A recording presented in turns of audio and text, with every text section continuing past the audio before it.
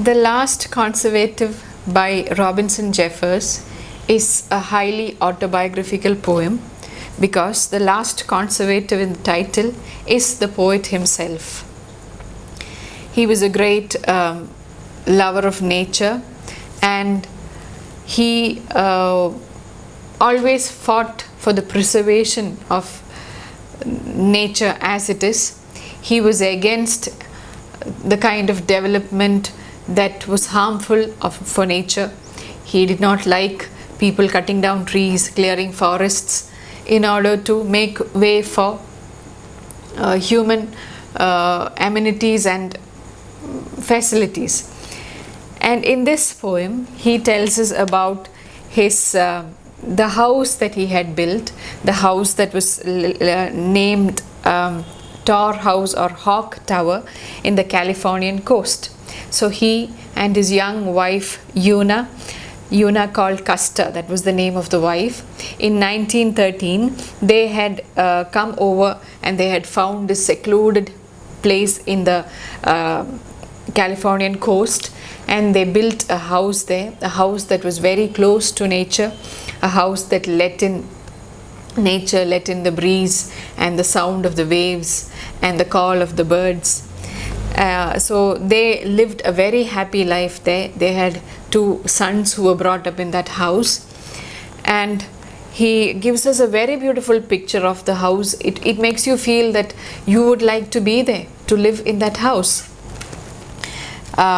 So he says that the house was built when they were young, and he says there is a lot of fantasy to mixed. He says that when he sat outside the house looking out into the sea and looking onto the beach, he has often seen the ghosts of ancient Red Indians squatting beside the fire.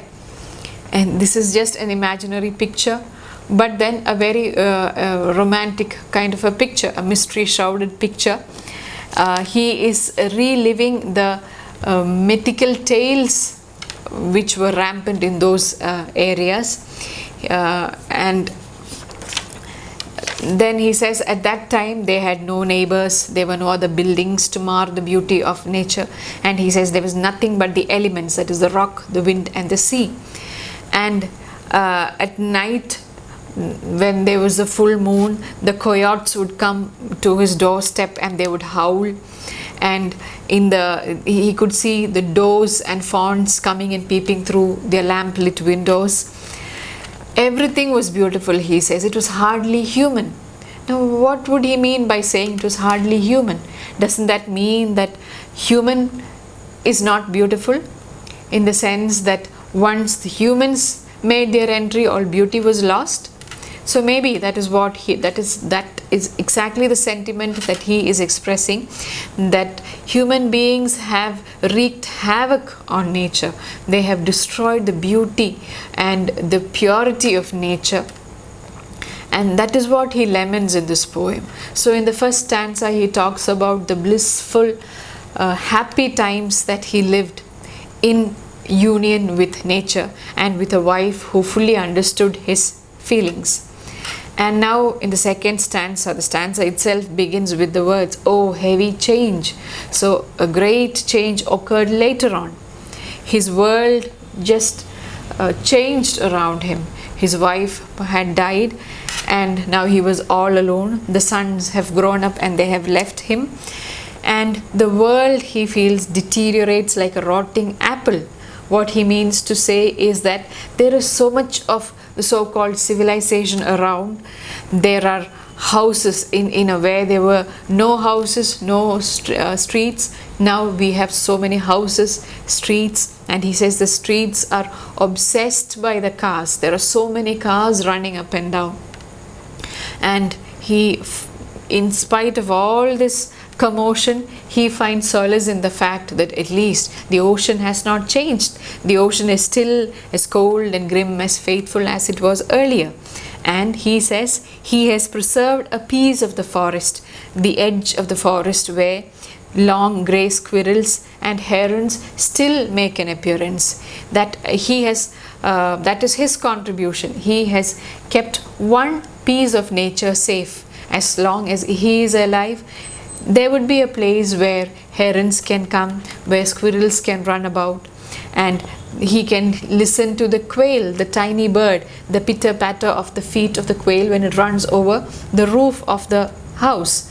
So that is why the poem is titled The Last Conservative, because he knows that an individual cannot stand against the onslaught of modern developments. He will not be able to put up a lone fight, but the only thing that he can do is, at least as far as he is alive, he can preserve something of nature, at least a little bit of the forest, giving a home to at least a few of the animals who remain.